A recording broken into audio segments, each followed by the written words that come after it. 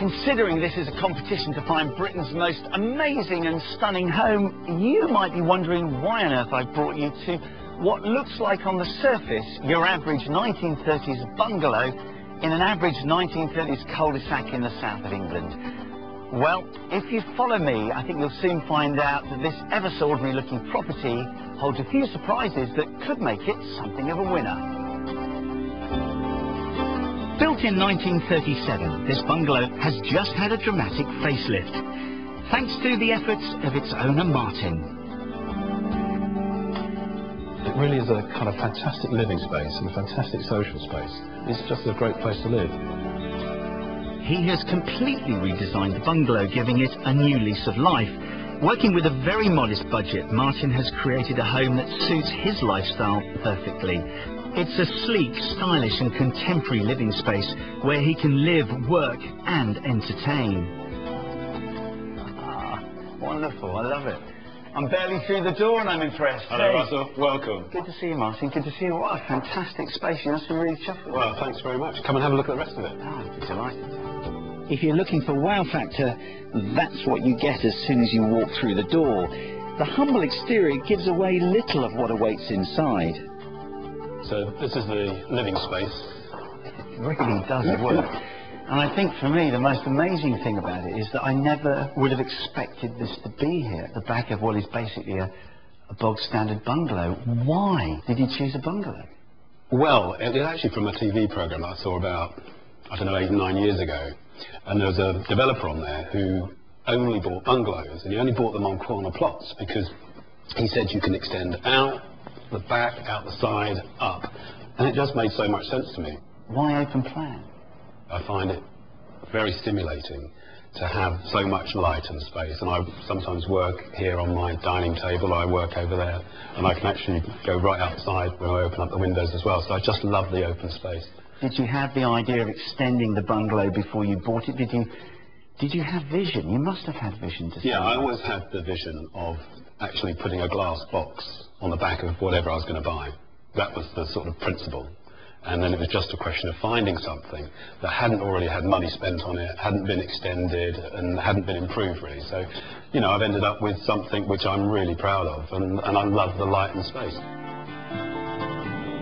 Now, we're calling this a bungalow, but in fact there is an upstairs with an ensuite master bedroom, leaving room downstairs for the spare bedrooms and the huge open plan living area.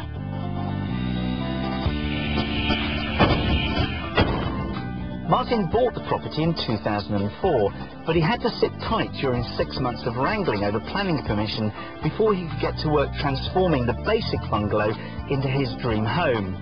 A year after moving in, his ambitious plans, which included extending the rear of the property and remodelling the upstairs, were complete. The place is not huge, in fact it's all quite compact, but I have to say when you walk in you do get quite the opposite impression. It feels light, spacious and airy, and the open plan living area blends almost seamlessly through and out into the garden and the outdoor seating area, which has an oriental feel. It's all very, very clever.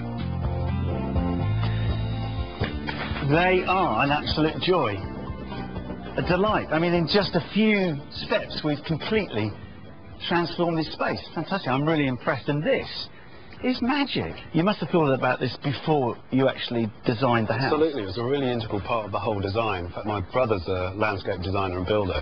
He designed it, it's very simple, so it makes a great big beautiful social space. But I think the key for me, Martin, is so many people don't think about that. They build their house, they worry about it, they fret about it, and they forget about the garden. Yeah. The garden can wait. But actually, if you think about the garden when you're designing the house, the two work perfectly in synergy.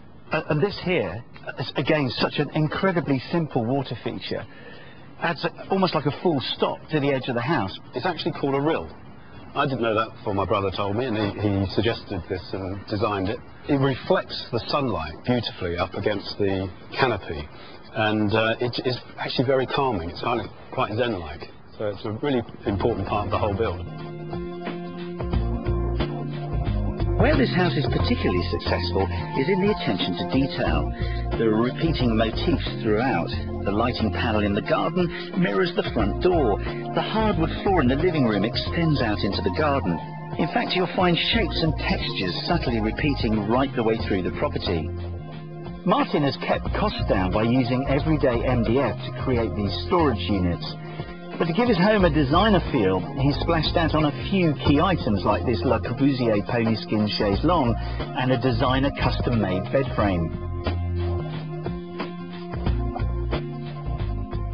I noticed you've used some quite bold, bright colours in here. Did you agonise over that, or did you know you wanted yellow? You know, the whole place is just off-white, and I've used graphite in places, but I like to just have a really big splash of colour now and again, and I've got a lovely red picture that was painted by my sister. So there's these just very, very strong colours dotted about. But that says a lot about you, doesn't it? I mean, I can't say I could be so brave as to use these kind of colours, and I like it all fairly neutral, but that's because, yeah, that suits my personality. But obviously you've made a decision to go with that, and it works. It works, and you can always paint it over another colour and paint it white, so it doesn't really matter, you know. More striking colours can be found in Martin's kitchen, which once again looks the part but hasn't cost a fortune. The units are bog standard from a DIY store, and the doors he had spray painted his favourite shade of green at a local garage. As the day goes on and the light starts to fade, Martin's home takes on a new and very different feel. From being light and airy, it's starting to transform into an exciting nighttime social space. That's partly down to the clever use of lighting, like this recessed strip light with a coloured gel on the stairs, and the use of a false ceiling in the hall to create a diffused, sophisticated look. Lighting's a really big passion of mine, and it's something I don't think people think about enough when they're designing and building their homes. I think Martin's had a really good stab at it here. The things I don't like are elements that are bolted on where lights have become an afterthought. But the things I do like are things like this wonderful light box here that Martin has designed and had made. And for me, that's a really good execution of a light detail. This is a sophisticated setting for a dinner party. I'm curious to know what Martin's friends think. For all of you guys, I mean, obviously known Martin for such a long time, how do you feel this space reflects his personality? He has a very strong idea of how your environment can affect your mood, particularly in the summer. Yeah, outside. It's just fantastic. And it's just, I'm feeling a real tranquility around the place, I think. But it is a bit like Doctor Who's TARDIS, isn't it? When you come to the front, you think, what is this going to be? This is just a bungalow. You open it up and it's like, it has got the wow factor.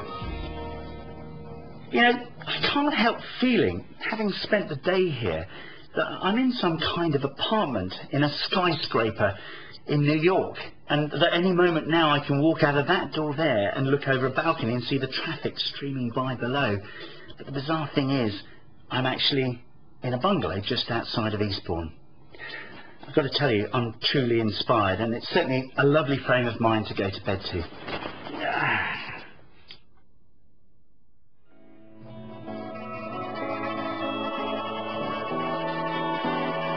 You really have to applaud what Martin's done here. He's transformed a humble bungalow into a super contemporary home, and he's kept some of the charm of the original house while designing a space to fit his lifestyle perfectly. I, for one, will certainly never look at a bungalow quite the same way again. So Martin's designer bungalow's been an eye-opener for Russell, but what did Charlie and Melissa think? There you go, that was a bit different, wasn't it? I like this home because it proved that you do not have to spend an awful lot of money on producing something that looks amazing. To me, it's something like a sort of James Bond baddie headquarters. Do you know what I mean? You know, you go, ah, Mr. Bond, you walk through the front and you go into it. You imagine someone with a white Exactly. It is so small, but he's been so creative with the space. My granny would have a nightmare. Where's the flying ducks and the flock wallpaper? Well, I kind of wish he'd left the front, you know, like your granny would have liked it, with kind of a gnome and, you know, and very suburban garden, so that when you walk through the back, you know, it really did just hit you square in the face. The delightful thing about the house is the fact that Martin's put so much himself into it. He's even been brave enough to design the furniture that's outside in the garden. There's nothing more exciting than sweating blood and tears and being able to stand back and proudly announce that that beautiful object within your home has been created by oneself. Absolutely. I bet you've put in a few white shelves in yours, haven't you?